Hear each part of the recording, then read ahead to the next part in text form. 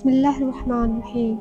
حضرت یوسف علیہ السلام کا قصہ، جسے قرآن مجید میں احسن القصص یعنی بہترین قصہ کہا گیا ہے، ایک سبق آموز اور مفصل داستان ہے جو صبر، عزم، پاک دامنی اور اللہ کے منصوبے پر یقین کی مثال ہے۔ اس قصے کا سب سے مستند اور مکمل ماخذ قرآن مجید کی سورہ یوسف ہے اور اس کی تفصیلات و تفاسیر اور اسلامی تاریخ کی کتابوں میں ملتی ہے۔ حضرت یوسف علیہ السلام کا قصہ، جسے احسن القصص کہا جاتا ہے، حضرت یوسف علیہ السلام حضرت یعقوب علیہ السلام کے بیٹے، حضرت اسحاق علیہ السلام کے پوتے اور حضرت ابراہیم علیہ السلام کے پڑ پوتے تھے۔ ان کی والدہ کا نام راحیل تھا۔ حضرت یوسف علیہ السلام کے کل 11 بھائی تھے، جن میں بنیامین ان کے سگے بھائی تھے اور باقی 10 سوتیلے بھائی تھے۔ کم عمری میں حضرت یوسف علیہ السلام نے ایک خواب دیکھا اور اپنے والد حضرت یعقوب علیہ السلام کو سنایا کہ اے میرے باپ، میں نے خواب میں 11 ستارے اور سورج اور چاند کو دیکھا ہے۔ میں نے دیکھا ہے کہ وہ سب مجھے سجدہ کر رہے ہیں۔ اس کے جواب میں حضرت یعقوب علیہ السلام، جو کہ خود پیغمبر تھے، انہوں نے خواب کی تعبیر سمجھی کہ اللہ تعالیٰ انہیں عظمت و نبوت اور علم و حکمت سے نوازیں گے، جس کے بعد ان کا خاندان ان کے سامنے جھکے گا۔ تاہم انہوں نے اپنے بیٹے کو نصیحت کی کہ یہ خواب اپنے بھائیوں کو نہ سنائے، کیونکہ وہ حسد کی وجہ سے ان کے دشمن بن جائیں گے۔ بھائیوں کا حسد اور سازش۔ حضرت یعقوب علیہ السلام کو حضرت یوسف علیہ السلام سے بہت زیادہ محبت تھی، جس پر سوتیلے بھائی حسد کرنے لگے۔ انہوں نے مشورہ کیا کہ حضرت یوسف علیہ السلام کو راستے سے ہٹا دیا جائے تاکہ ان کے والد کی پوری توجہ ان کی طرف ہو جائے۔ ایک بھائی نے تجویز دی کہ انہیں مارنے کے بجائے کسی گہرے کنویں میں پھینک دیا جائے تاکہ کوئی قافلہ آئے نکال کر لے جائے۔ بھائیوں نے اپنے والد سے حضرت یوسف علیہ السلام کو سیر و تفریح کے لیے اپنے ساتھ جنگل لے جانے کی اجازت مانگی۔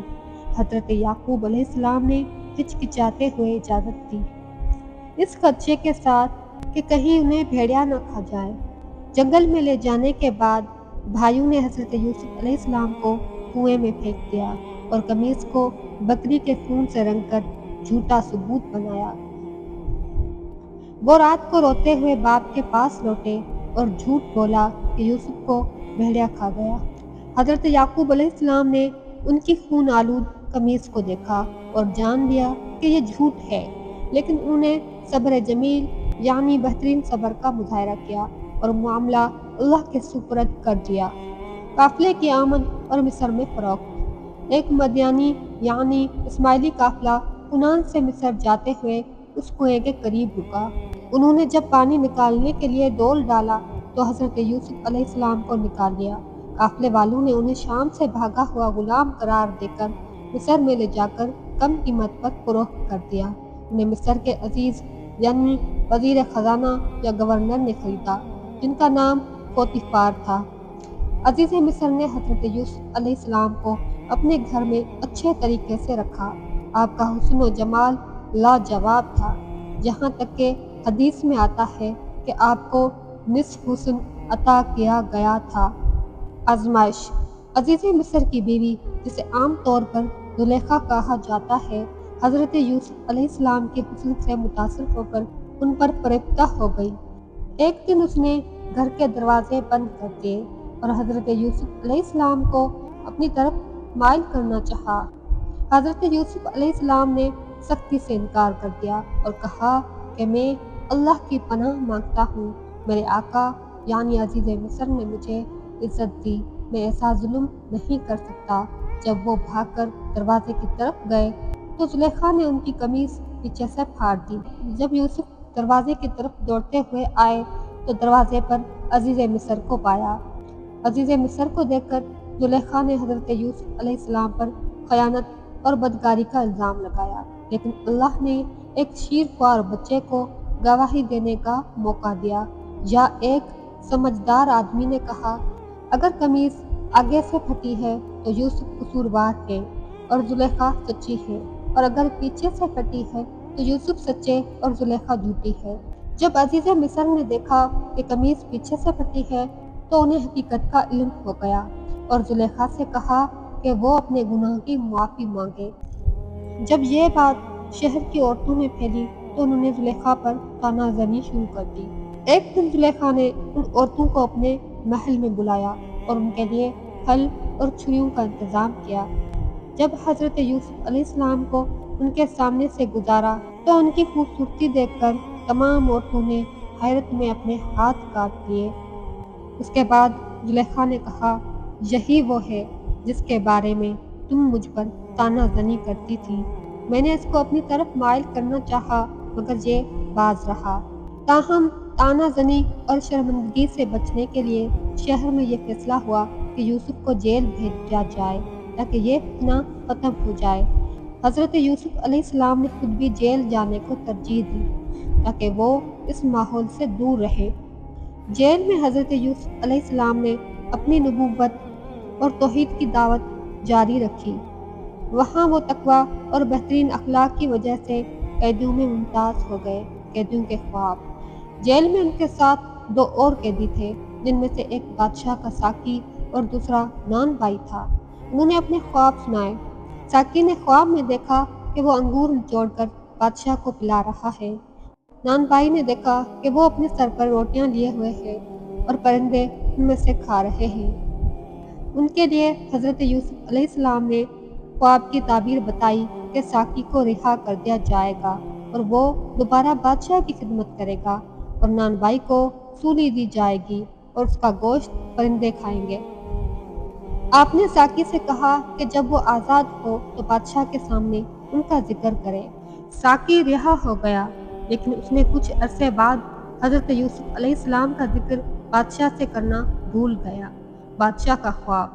7 साल बाद बादशाह ने एक अजीब ख्वाब देखा कि 7 मोटी गायें हैं जिन्हें 7 दुबली पतली गायें खा रही हैं और 7 हरी बालियां और 7 सूखी बालियां हैं। जब इस ख्वाब की कोई ताबीर ना बता सका तो साकी को हज़रत यूसुफ अलैहिस्सलाम याद आए। उसने उनका जिक्र बादशाह से किया।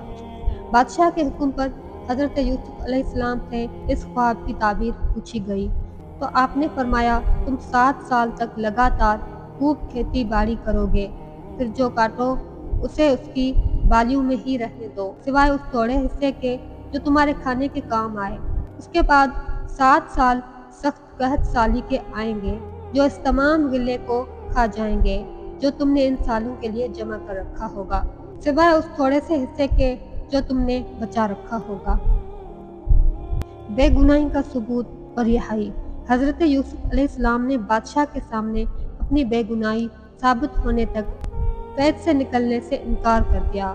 जब शहर की खवातीन और जुलेखा ने एतराफ़ किया कि यूसुफ बिल्कुल पाक दामन और बेकसूर थे तब वो इज्जत के साथ जेल से रिहा हुए।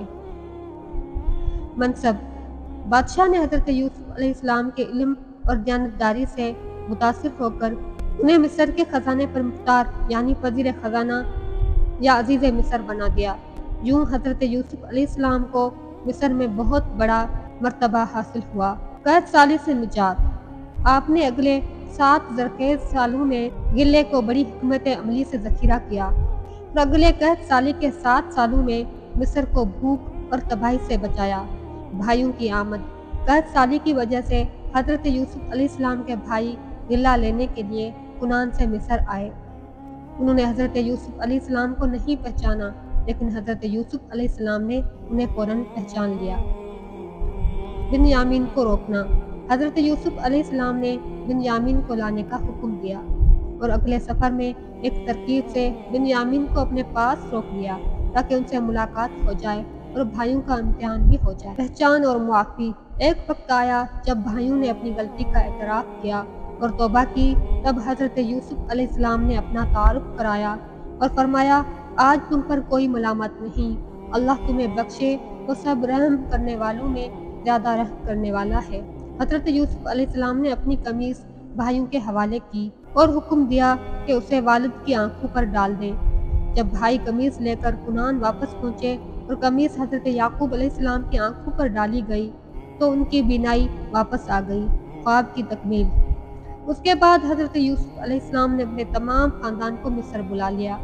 جب سب مصر پہنچے تو حضرت یوسف علیہ السلام نے اپنے والدین کو تخت پر بٹھایا اور سب یعنی 11 بھائی، سورج یعنی باپ اور چاند یعنی ماں حضرت یوسف علیہ السلام کے لیے سجدے میں گر گئے۔